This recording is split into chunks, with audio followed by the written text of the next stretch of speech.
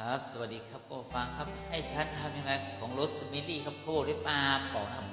เขาเปิดซองมีโปรสติ๊กขึ้นมาให้ครับเพลงยุค90ครับก็คัดมาแต่ละเพลงที่เป็นเพื่อนของแต่ละคนเลยนะครับก็ฝากการใช้รถด้วยนะครับเนาะง่วงไม่ขับเมาไม่ขับนะครับอย่ามาง่ายด้วยประมาณนี้นะครับฝากเพลงเลยครับก็วันนี้ผู้หญิงบ้างนะครับจะมีใครเล่าอยากจะเจ็บช้ำจะมีใคร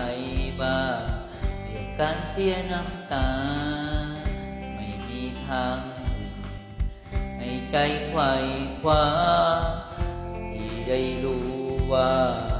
กำลังเสียเธอไปฉันต้องขอโทษฉันไม่ได้ตั้งใจที่เผลอร้องไห้ต่อหน้าเธอ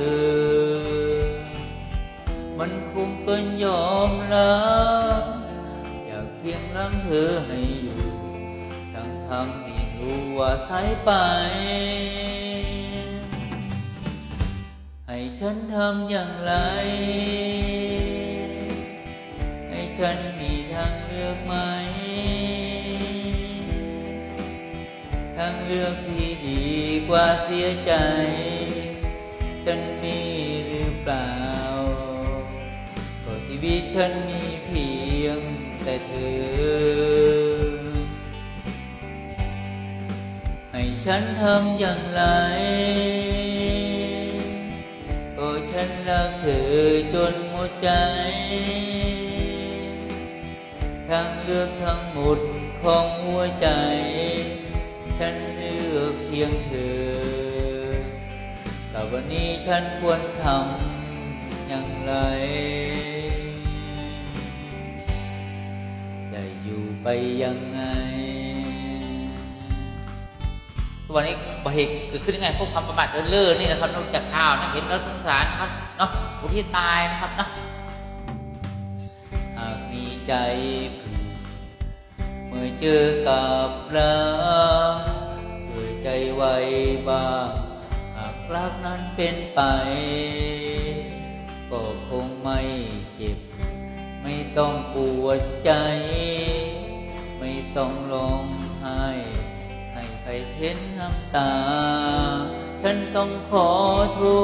ษฉันไม่ได้ตั้งใจที่เผลอร้องไห้ต่อหน้าเธอมันคงเกินยอมแล้วอยากเพียงรักเธอให้อยู่ทั้งที่รู้ว่าสายไป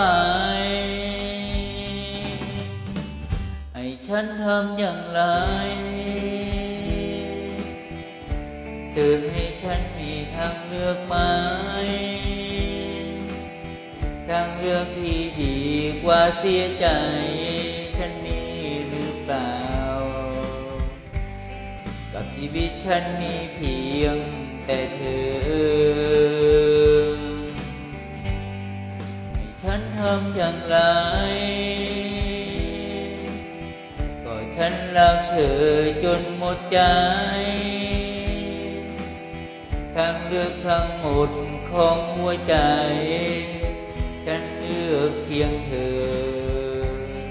กับชีวิตฉันควรทำอย่างไร